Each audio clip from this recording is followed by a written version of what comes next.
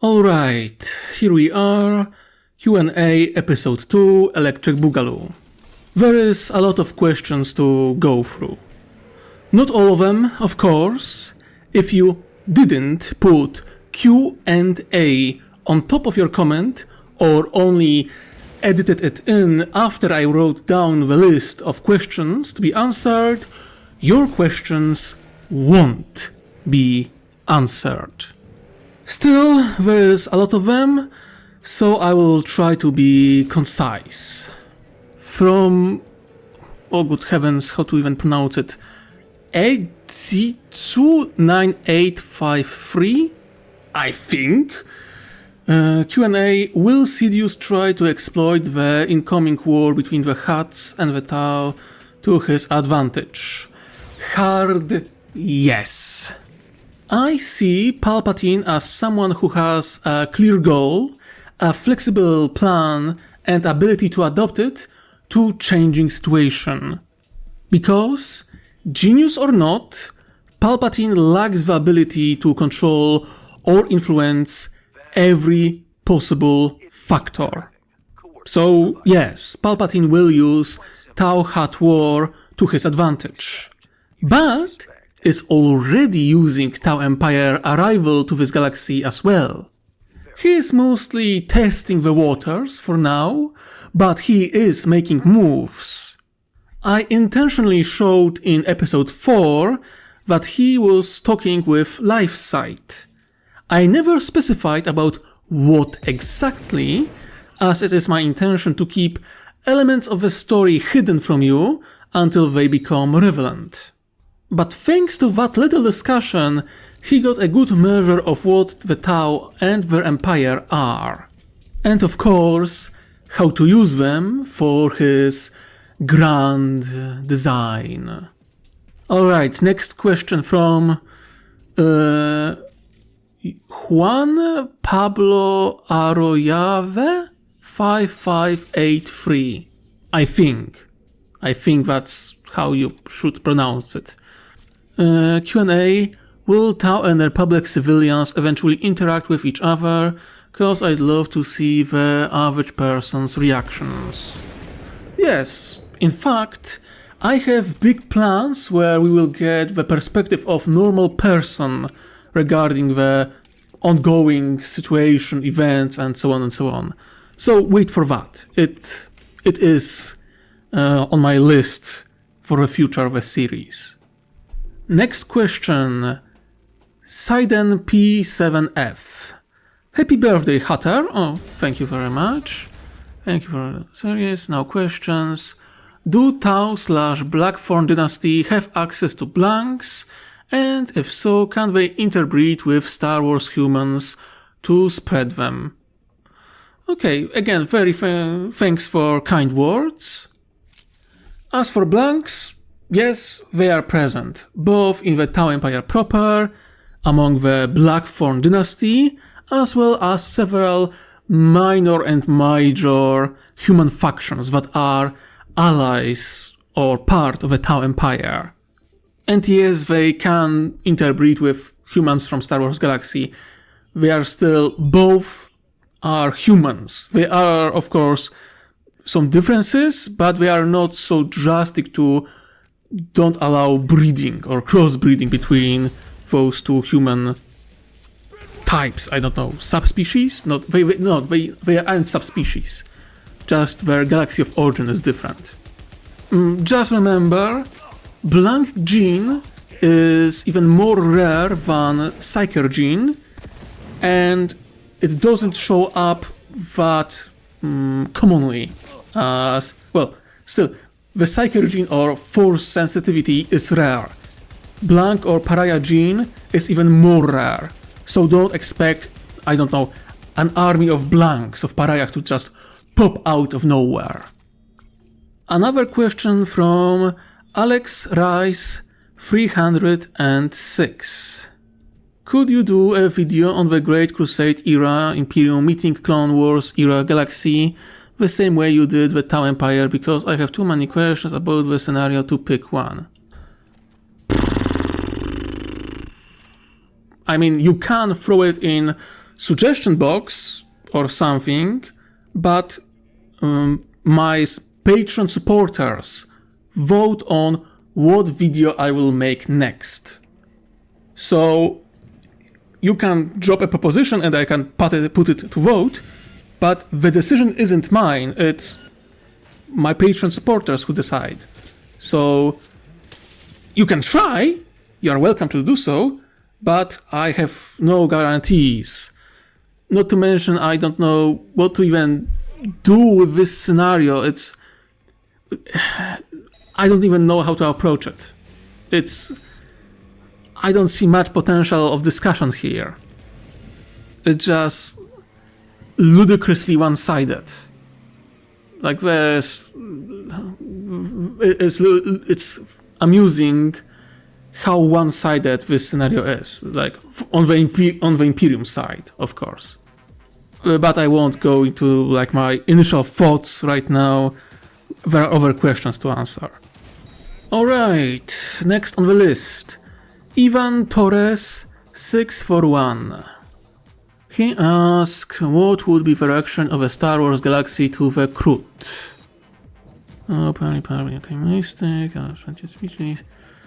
Okay, so, without a doubt, the Kroot will be a source of fear to many in the Sky River galaxy. The thing is, they're cannibalistic because of their strange ability to mutate based on what they eat. In case of a Kroot, it's not like they are malicious, like they prefer to eat intelligent species or something. It's not like only culture. No, it's like literally their DNA, their evolution, their natural abilities kinda pushes them to eat their own kind as well as other intelligent species. If Kroot stop eating their own kind or other intelligent species, they will devolve into animalistic versions of Kroot. And we see it a lot because there are many animalistic subspecies of Kroot. They are still Kroot, just locked in animal form. They can't become intelligent anymore. They lock themselves up on this path. And as I mentioned, the Kroot aren't malicious in their need to consume intelligent species. The Kroot don't just drop out of the warp above some random colony and just slaughter all population and eat them raw. Usually, at least. No, they are mercenaries that eat other intelligent species for a reason. Like they avoid being pirates and like malicious raiders. It's not what they do, like not their style. Actually, not long ago the Patreon supporters voted on this, so I will make a dedicated video about the Kroot, about their culture, and I will explore the fact that they aren't malicious in their practices. So, will the galaxy at large be scared of them, weirded up, like confused how those civilized Tau can work with barbaric Kroot? Yes. Will the Kroot or Tau really give a fuck? No, they won't. No, they won't. And let's be completely honest, the Kroot aren't unique in regards of strange biological evolutionary abilities in the Sky River galaxy, and compared to many other species that have such abilities, they aren't malicious, which is very important. So, sure, at first people will be scared, but in time they will accept it. Like the Kroot aren't even the only cannibalistic species or culture that has cannibalism within their culture in this galaxy. So they will be weirded out for time. Watercast won't be like promoting the Kroot much, but yeah, the galaxy will sooner or later will simply have to tolerate them. Not that they will have much of a choice. The Kroot are here. Deal with it. Next question. How's Dark Steed? Without spoiling too much, how are other Force-using organizations going to react to the Tau? I can see some thinking they could tie themselves to it the way the Jedi did to the Republic, using the new star on the rise to try to and copy a proven strategy. About that, mate. Look, this proven strategy won't work on the Tau. No way, no how, in their dreams, if they are lucky. Remember, the Jedi Order has more than just funding from the Republic, more than just authority to be the agents of a Senate and operatives who can espouse justice. They also have moral authority because they are this enlightened moral order of warrior monks. Do you honestly believe that the Ethereals would allow some goddamn psychers get anywhere near this kind of position of power? Like any force-using organization. Remember that psychers exist in the Tau Empire, and they have nowhere near the power of the Jedi Order. So, will some force-using organizations try to gain such position? Maybe. Will they succeed? No, not in a million years. Honestly, there isn't a scenario where they could gain such position. Even if I brought Farsight enclaves into the story, and I won't, they still wouldn't be possible in the Farsight enclaves either. Like, no way, no how, no possible. Will there be cooperation or some treaties with some force-using organizations? Maybe in the future we shall see. But gaining positions similar to the Jedi Order? No, 10,000 times no. Okay, next question. From Supreme Commander. Nice name. Q&A. Would you consider doing a future series or episode involving the Eldar integration with the Star Wars galaxy, the Force and how they would interact with the Jedi and Sith? I would love if you involve very much. Happy birthday, love your country. Oh, thank you very much for kind words. As to your question, we shall see. Maybe the Eldar are already in the story and we just didn't see them yet. Though, I give you a fun counter to your question. Ask yourself, which type of Eldar exactly? Craftworlders? Exodites? Corsairs? Harlequins? Or maybe Drukari? Because depending on the type, interactions would be very different.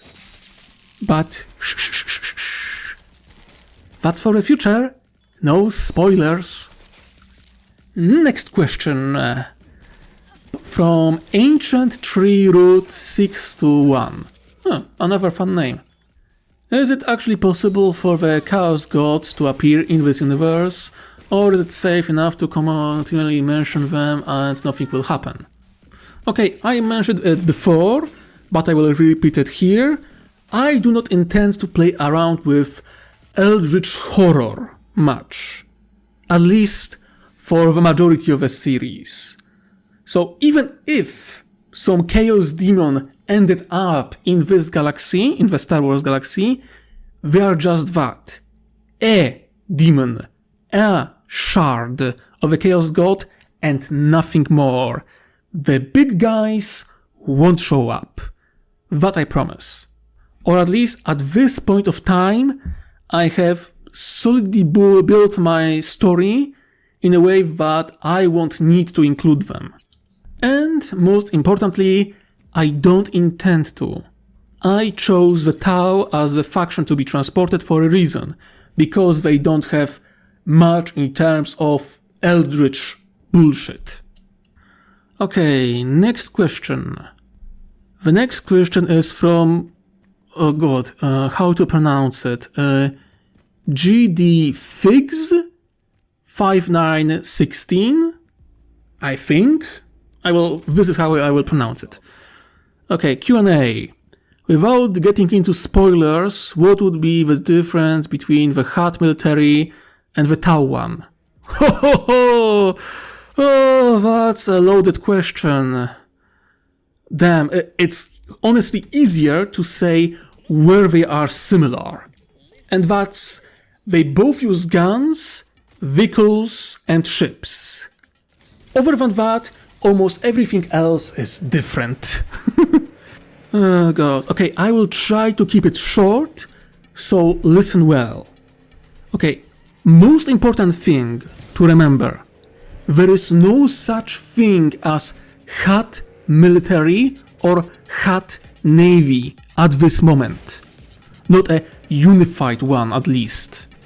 Each Hutt clan has their own army and navy. Not to mention uncountable number of mercenaries, slaves, pirates, and everyone else who fights for them, like general scum of the galaxy. The age when the Hutts had unified military is long gone, like long in the past. And that means no centralized command structure, no standardization of equipment or tactics, no unified doctrine, no quality control, and frankly, insane diversity regarding units, weapons, armors, species, vehicles, ships, starfighters, droids, which can be used by the Hutts. And you might think that's massive advantage, that diversity, but on the other hand, holy shit, the logistics, what passes for logistics among the Hutts must be like absolute nightmare. Can you even try to imagine how to feed an army under the Hutt command with so many species that have different needs? Good heavens, that must be horrible. That's a nightmare for anyone who is interested in logistics. Another important thing, the Hutts lack the experience regarding traditional war on a large scale. The Hutt cartels were bullying and terrorizing the Outer Rim, and yes, they waged wars and controlled a great amount of territories, but in this era, they prefer more underhanded and subtle tactics. You don't hear about grand naval engagements of a Hutt naval forces. You don't hear about great wars and battles. Those conflicts are usually relatively small and contained to very small region of space. Hell, in many cases, the proper Hutt or what passes for their army or clan armies and navies weren't involved because they sent mercenary armies and mercenary fleets. So even if you find example that the Hutts were involved in some military conflict, you need to check if that conflict was waged by the Hutts directly and under their command, or by the mercenaries or warlords they bought. Are there skilled units and commanders among the people who serve the Hutts or are paid by them? Yes. Are they true military force, like organized military? No, they are not. So, to answer your question, what is the difference between the Tau and Hutt military? Basically everything. Alright, next question. From Fire Warrior 22. Q&A. What has been the reaction of the other species within the Tau Empire to the Star Wars galaxy? And the reaction of humans to each existence. Also, happy birthday, Hatter. Okay, thank you for your kind words. and best wishes regarding my birthday. That's very kind of you. As to actual reaction, what do you expect? Confusion, excitement, and cautious interest. And the same for humans. Just additional layer of confusion of what the hell is going on. I think that the shock that they were transported to a completely different galaxy is greater than the diversity of this new galaxy. Imagine if we were transported to a completely different planet or a completely different solar system with neighboring planet that also had several different species, intelligent species, and humans.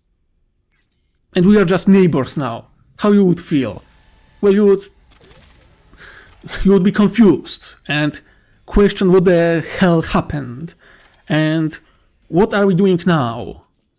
This is like the reaction of people within the Tau Empire borders. Okay, next question from Michael Elroy 7754. How the Tau might react to the death of Yoda, for example. Opportunistic or mourn the loss of 9 centuries of wisdom? I think that question is badly structured. Because death of Yoda in itself, you can say, oh, the tragedy of someone who is centuries old dies and his wisdom with him. Okay. But the question is like the context when he dies. Because if we look at the original trilogy and say the Yoda dies the same way he died in the original trilogy, the Tau wouldn't even blink.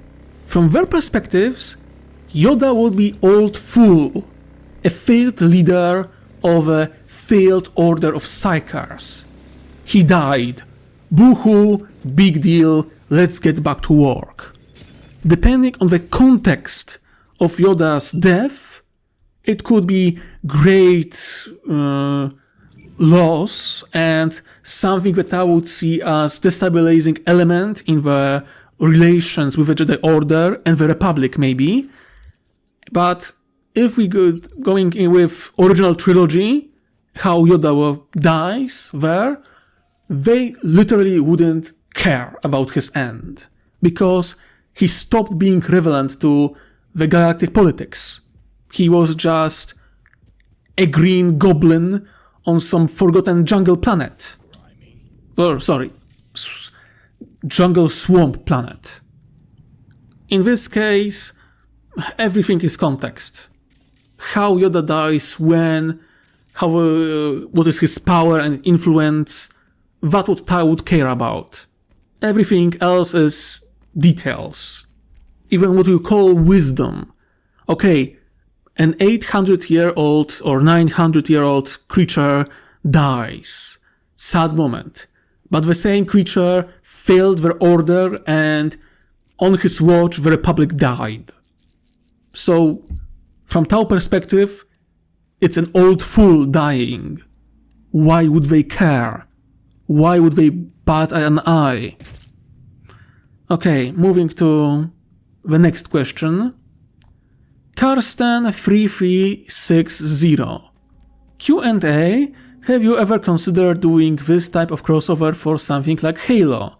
Be it Halo X Warhammer or Halo X Star Wars? Did I consider it? Yes. Would I do it? No. Why? My knowledge of Halo and other universes is limited compared to Star Wars and Warhammer 40k. So I wouldn't trust myself regarding writing a compelling crossover story. And okay, that's the last question from Brian McClure 2220. Q&A. Are there Emperor worship humans in the Star Wars galaxy? Yes, they are. They arrived alongside the Tau. Though I expect that this question has another layer. You don't ask about humans who worship Emperor only because you are wondering if there will be some kind of religious conflict. You want to know if Big E has some kind of power within this galaxy, if we will see saints or miracles. And I am sending you to my answer regarding the Chaos Gods. Just like the Chaos Gods have no power or close to no power in this galaxy, same goes for Big E. So no saints, no miracles. Or at least I don't plan for them to appear. Maybe I will change my mind, but I doubt it. Okay, that's it, I think. Oh, I want to thank everyone who wished me happy birthday. Thank you very much for your kind words.